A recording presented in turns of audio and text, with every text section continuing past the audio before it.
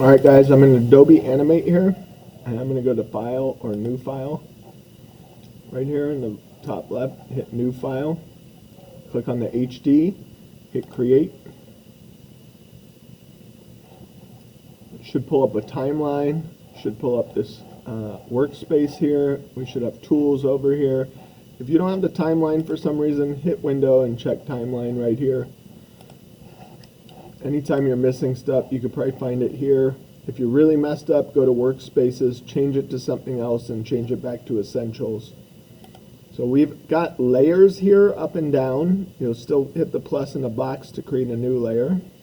And then we've got frames left to right. We're going to film on the 2s, so when I say add a new frame, you're going to skip one and then add the next one. But we're going to start on layer 1. And we're going to click this rectangle right here. So it's about 7 tools down. We're going to click the rectangle. If we click and hold it, there are other options, but we're going to stick to the rectangle. Here I've got the stroke and the fill. I'm going to click on the stroke, change it to black. Yours is probably already set that way. I'm going to click on the color, and I'm going to choose a color here. And actually, I don't like all these preset colors. So right here, I've got a circle wheel. Comes up a little different than it does on Photoshop, but I can hit this H right here for hue, which means color, and I can kind of like find the color I want. Then I'm going to drag my rectangle down. Notice it's outside the workspace, so this line is the edge of the workspace, and I do not care. I'd rather have it outside than try to make it exactly on the edge. Choose a blue color, and do one for the sky. So now I've got a ground and a sky on layer 1. I'm going to go all the way out here to frame 24 on my timeline. So when I'm on my timeline, these are frames. So I'm going to click on frame 24, layer 1. And I've got this button here. And you might actually have this expanded to 3 buttons so you don't have to open it. But here I do. I'm going to click and hold, and I'm going to click frame. And that's just going to extend that frame all the way to 24. So my background is now on frame 1 through 24, exactly how it is. I'm going to create a new layer, go all the way to frame 1. This is important. Make sure I'm on frame 1. I'm going to get the brush, and I'm going to get a bright color like red. I can hold the Shift key in Animate just like I could in Photoshop, so I can make horizontal and vertical lines. And I'm going to make a little vertical or horizontal line here, and I'm going to make a little horizontal line here. Try and make them line up a little better. And then I'm going to make a vertical line going up from the center, and I'm going to do the same thing over here. And notice how that's already gone 24 frames. So cool, I don't have to mess with that at all. Then I'm going to create a new layer here, and on this layer I'm going to get take the rectangular tool and create the oval tool, and I'm going to choose a totally different color I haven't used before. So I'm going to go for something purple. If I hold Shift, it will hold this in a circle. If I let go of Shift, it'll allow me to make ovals.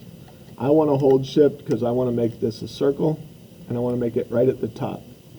I'm not going to worry about the other side at all. I'm going to stay focused on this side for now. I'm on a layer that only has the ball. I can hide it right here.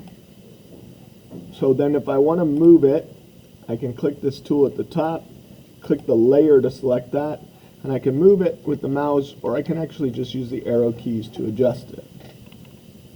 And I'm going to skip a frame and go to the 3rd frame, click and hold this, and hit keyframe. Now that's going to copy this onto this layer. It's not on the same frame, it's on a different frame. I'm going to hit this onion skin right here. The 2 circles on the onion skin right here, I'm going to hit that. That's going to let me see the ghost image of the frame before. And then just below the move tool we use, the object selection tool, there's a free transform tool. And if I click in the middle, I can move it down. And if I click the sides, I can squish it. And if I click the top and drag, I can stretch it. So I don't want to quite make it too big just yet. And I want it to have the same amount of volume. So whatever I cut off the sides I have to give to the top and bottom. Okay. Now I'm going to skip 2 frames here, create a new keyframe again. This time I'm going to drag it down more, a more significant stretch, and more distance to cover. Now I'm going to go 2 more, and this time I'm not going to actually, and created a keyframe, click the keyframe button. I'm not going to actually change the shape, I'm just going to change its location. Again, any fine tuning, I can use the arrow keys for that. Skip 2 more, create a keyframe, and now I'm going to go all the way back to the circle that I had before.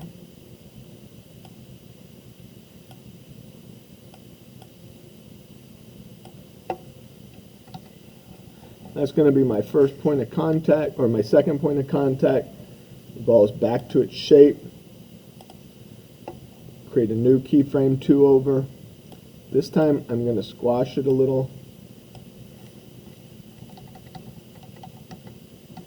And I'm going to go 2 more. And this time I'm going to squash it even more.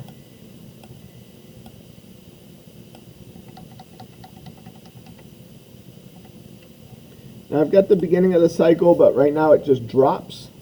So I'm going to go here, skip 2, create a blank keyframe. And I'm going to do that across here. So I have to click and hold that to get the blank keyframe showing.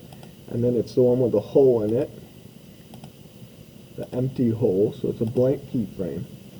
Now, what I want is I want to reverse the process. So I want to go back to this one here, the one right before the last one, Control Copy, and then go to this one and Control Paste. But it doesn't show up where I want it, so then I've got to move it.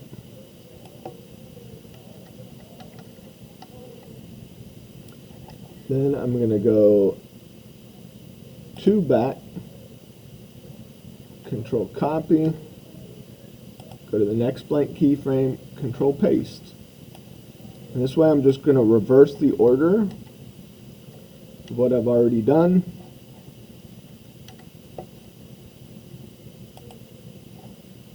Okay. Control Copy, Control Paste.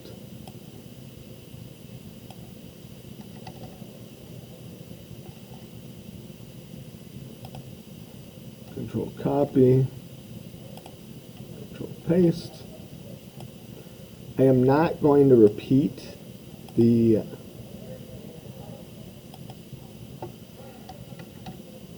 first or the last one. So I'm going to repeat everything in the middle, but not the first or last one. I can kind of check it against the other version of this, the first half, kind of get it close. Okay. Once I have it, I can hit play and my ball will bounce. Now, if I want to see what the whole thing looks like, there's a loop button right here I can click, but you'll notice it only does like the 3 frames. I'll drag it to cover everything, hit play, and there's my bouncing ball. And you'll see it gets selected every once in a while because that's the layer I had selected when I started, and that's okay. But there I've got my simple bouncing ball. And that is using the vector shapes to create the bouncing ball. Nice and even, easier to control. For the next one, we're going to redraw these by hand and create a bouncing ball that's hand-drawn on this one on its own layer. So again, I've got these layers. Here, I'm going to pause this. I've got these layers. I've got this layer is the ball. This layer is the guides, which I want to take out of my final animation when I'm done. And I've got this layer as the background. So the 2 guides in the background are just extended to 24, and everything else is every 2 frames animated. Okay? All right, and so from there I can go File, Save As. Make sure I get this on my S drive. Rename it Bouncing Test. Save. It's a .fla file type, because some of you who maybe know some things about this, It used to be Adobe Flash was the animation software they used, and so this is based actually on Flash animation, and they kind of updated it past that to the point where they decided to rename it Adobe Animate. So if I want to actually turn this into something I can enjoy and look at, I would probably hide the guidelines and go File. This time, instead of Save As, I'd say Export, and here I could export an animated GIF. It's going to take a while to render it, but once it's done rendering, and I'm going to just hit Save, once it's done rendering, I will have a self-repeating GIF that will just bounce on its own. And I'll show you that right now.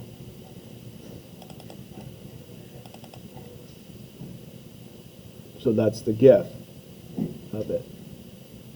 Okay? So for now, all you got to do is save it so you're ready to go for next time, and then we will jump into the hand-drawn one next.